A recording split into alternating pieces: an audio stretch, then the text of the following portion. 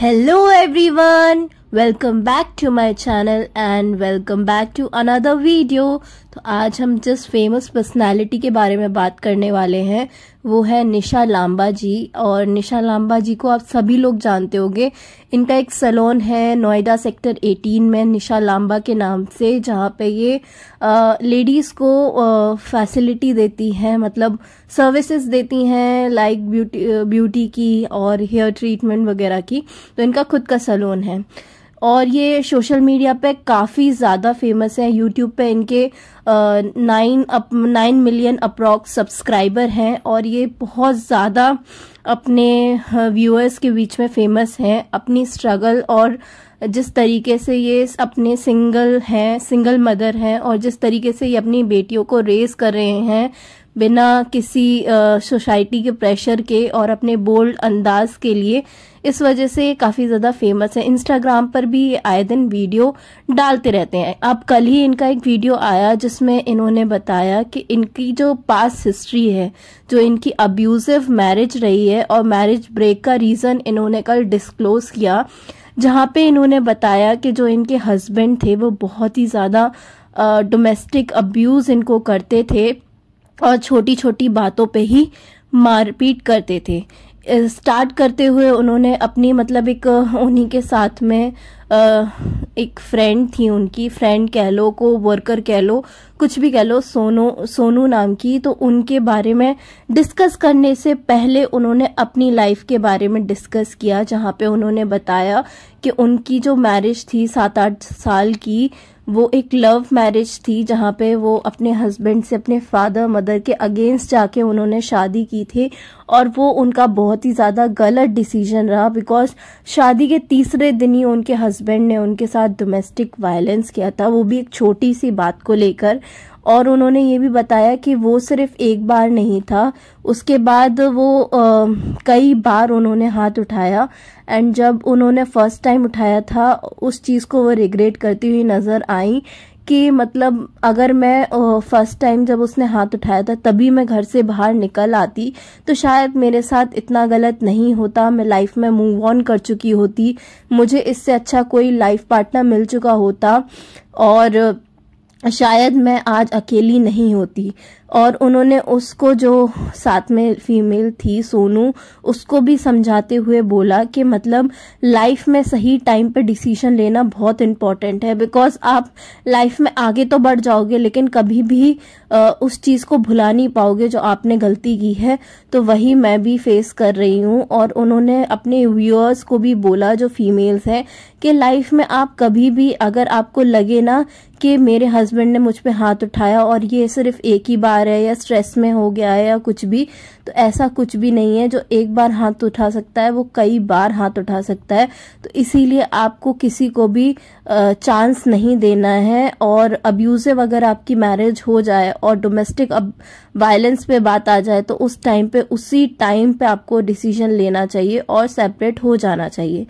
उसको समझाते हुए भी नज़र आई, बिकॉज वो जो थी लेडी वो बहुत ज़्यादा परेशान थी। उनकी फ्रेंड, उसने भी बताया कि वो भी ऐसे ही अब्यूजिव मैरिज से गुजर रही है, जहाँ पे उसका हस्बैंड उसके साथ बहुत ज़्यादा मारपीट करता है और रेसिज्म करता है, बिकॉज वो बहुत ज़्यादा सांवले रंग की थी तो उसको उसके लिए भी टॉन्ट मारता था कि तुम बहुत ज़्यादा डार्क कॉम्प्लेक्शन की हो, ये हो वो हो।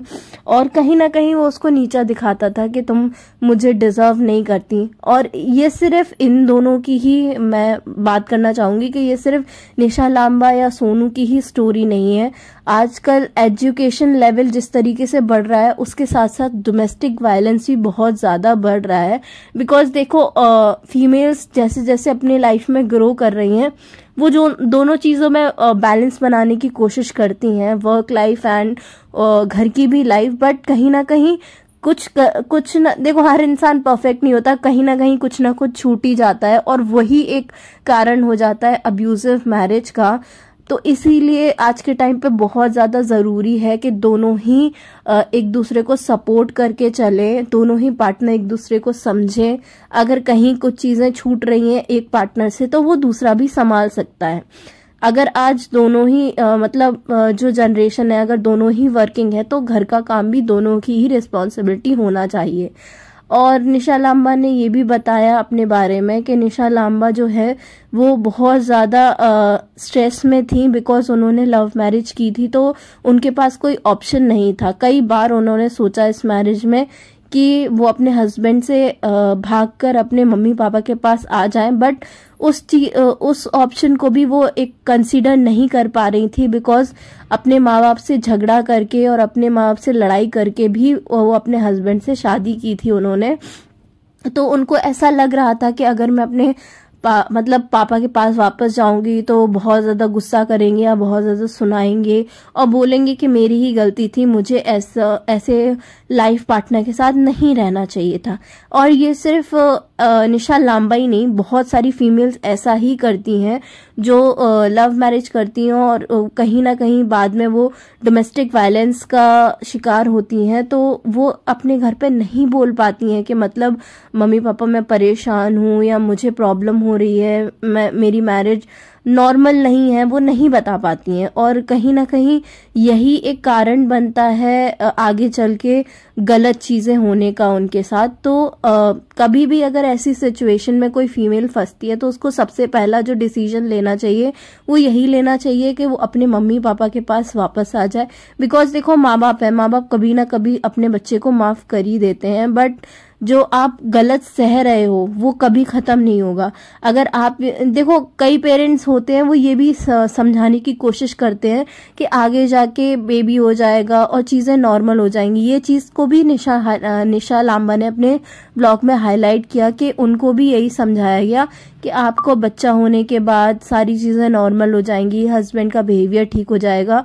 बट धीरे धीरे करके उनके और उनके हस्बैंड के बीच में इतना ज़्यादा डिस्टेंस आ गया, बिकॉज वो फाइट्स होने के बाद उनके साथ रहना भी पसंद नहीं करता था और महीनों के लिए सालों के लिए उसको निशा लांबा को छोड़ के चला जाता था। तो जो इंसान अपनी जिम्मेदारियों से मतलब बच्चे से पहले ही भाग रहा है, वो बच्चा होने के बाद क्या ही रिस्पॉन्सिबिलिटी निभाएगा। तो ये चीजें आपको भी सोचनी चाहिए और मतलब जिन भी फीमेल्स को प्रॉब्लम हो रही है अपनी मैरिज में उनको भी सोचनी चाहिए, बिकॉज लाइफ सेकंड ऑप्शन देती है। बट अगर आप लाइफ में नजरअंदाज करते रहो सही टाइम पे और लास्ट में जाके डिसीजन लो ना, तो उस टाइम पे आपके पास रिग्रेट करने के अलावा कोई भी ऑप्शन नहीं रह जाएगा। तो एक सही टाइम और एक राइट डिसीजन बहुत मैटर करता है लाइफ में। और सबसे ज्यादा जो फीमेल्स के लिए आजकल इम्पोर्टेंट है वो है अपने पैरों पे खड़े रहना, ताकि वो अपने डिसीजन ले पाए। कुछ ना कुछ काम ऐसा आप करो अपनी लाइफ में जो कि आपको मतलब अपना एक इनकम सोर्स दे, चाहे वो बिजनेस हो, चाहे वो प्रोफेशनल लाइफ हो, कुछ भी हो। कुछ भी आप ऐसी एक एक्टिविटी या ऐसा एक काम चूज कर सकते हो जिसमें आप फाइनेंशियली किसी पे भी डिपेंड ना रहो। कल को आपको जैसे आपके हस्बैंड के साथ इश्यूज होते हैं तो उस टाइम पे आपको सोचना ना पड़े कि आपके पास चॉइस नहीं है कहीं जाने की और आप अपने डिसीजन खुद ले पाओ। तो यही एक सजेशन मैं देना चाहूंगी। और बाकी जो है आप लोग आजकल खुद ही देख रहे हो कितना ज्यादा न्यूज में फैला हुआ है कि मैरिजेस कहीं ना कहीं डिवोर्स केसेस बढ़ रहे हैं इंडिया में। और लोग एजुकेटेड होने के बाद भी कहीं ना कहीं ये चाहते हैं कि फीमेल्स ही हर रिस्पॉन्सिबिलिटी को निभाएं, बट ऐसा आइडियली पॉसिबल नहीं है। बिकॉज अगर मेंस ग्रो कर रहे हैं अपनी लाइफ में तो फीमेल्स भी ग्रो कर रही हैं, तो सिमिलर सपोर्ट वो भी चाहती हैं अपने लिए।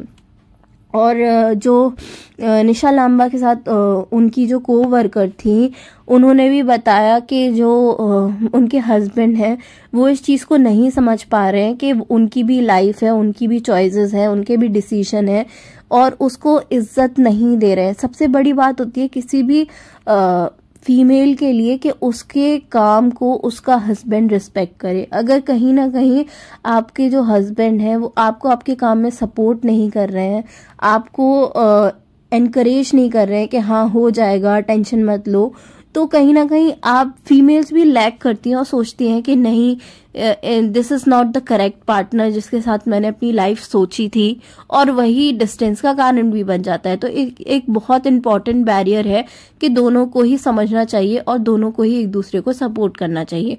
निशा लांबा जो है वो अपनी एक स्ट्रॉन्ग पर्सनालिटी के लिए जानी जाती हैं और उन्होंने बहुत ज्यादा मतलब फेस किया है, बिकॉज उनके बच्चे भी इस चीज को नहीं समझ पाते हैं कभी ना कभी कि उनकी मम्मी ने उनको रेस करने के लिए कितना स्ट्रगल किया है। और वो भी कभी कभी मतलब इज्जत नहीं देते हैं निशा लांबा को, जो चीज उन्हें बहुत ज्यादा हर्ट करती है। और वो यही सोचती है कि जिसके लिए उन्होंने इतना स्ट्रगल किया, इतना परेशान हुई, आज वही बच्चे उनको रिस्पेक्ट नहीं दे रहे हैं और समझ नहीं पा रहे कि उनकी मम्मा बिल्कुल सही है, उन्होंने जो किया वो सही किया। तो यही एक रीजन होता है उनकी सैडनेस का। बाकी तो उन्होंने अपनी पर्सनालिटी, अपनी फिजिक पे जो वर्क किया है उसके लिए भी वो बहुत सारी फीमेल्स के लिए एक बहुत बड़ा एग्जाम्पल बन गई है। आज के टाइम में निशा लांबा को देख के काफी सारी फीमेल हैं जो एनकरेज हो रही हैं वेट लॉस करने के लिए, अच्छा दिखने के लिए और अपनी लाइफ में आगे बढ़ने के लिए। तो निशा लांबा को हैट्स ऑफ है, उन्होंने जो सोसाइटी को एक नया डायरेक्शन दिया है उसके लिए उनको बहुत बहुत ज़्यादा बधाइयाँ।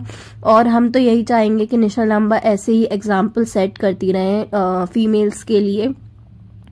बाकी मैं भी उनको देख के एनकरेज होती हूँ और ये सोचती हूँ कि अगर वो कर सकती हैं, आज कहीं ना कहीं जब वो ने यूट्यूब जर्नी स्टार्ट की थी तो शायद 0 से ही की होगी। आज उनके 8 मिलियन है और वो अच्छा खासा अर्न कर रही हैं, ना सिर्फ सोशल मीडिया प्लेटफॉर्म से, उसके अलावा भी वो काफ़ी अच्छे से अपने सैलून में भी काम कर रही हैं। तो उनका जो अगर वो चाहें तो देखो यूट्यूब से ही वो इतना अर्न कर लेती होंगी कि उनको सैलून चलाने की ज़रूरत नहीं है, लेकिन फिर भी वो इस चीज़ को जानती हैं कि सोशल मीडिया प्लेटफॉर्म आज है कल नहीं है और ये जो उनका अर्निंग करने की ज़रूरत है इसको तो उनको चलाना ही है, क्योंकि वो उनका पैशन भी है, उसी से उनका नाम है, उसी से उन्होंने सोशल मीडिया पर ग्रो किया है। तो उस चीज़ को भी वो बहुत ज़्यादा रिस्पेक्ट देती हैं।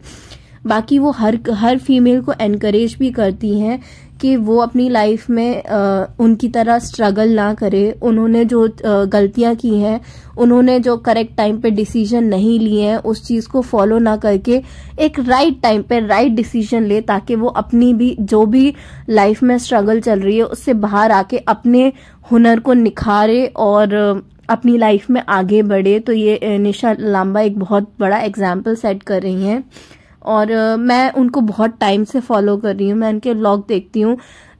काफ़ी सारे लोग सोचते हैं कि वो इतना ज़्यादा वीडियोस में वियर्ड बिहेव क्यों करती हैं, बट आप खुद सोचो, जिस लेडी ने इतना ज़्यादा मेंटल ट्रॉमा सहा हो, इतना ज़्यादा डोमेस्टिक वायलेंस सहा हो, कहीं ना कहीं उस चीज़ों को इफ़ेक्ट तो करता ही है।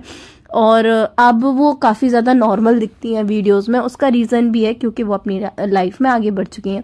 वीडियो कैसा लगा बताइएगा और नेक्स्ट वीडियो किस पे देखना चाहते हैं ये भी बताइए। Thanks for watching, love you all. ऐसे ही मेरे वीडियो को सपोर्ट करते रहो, आपके सपोर्ट की बहुत ज़्यादा ज़रूरत है। Thank you so much for watching, bye, take care.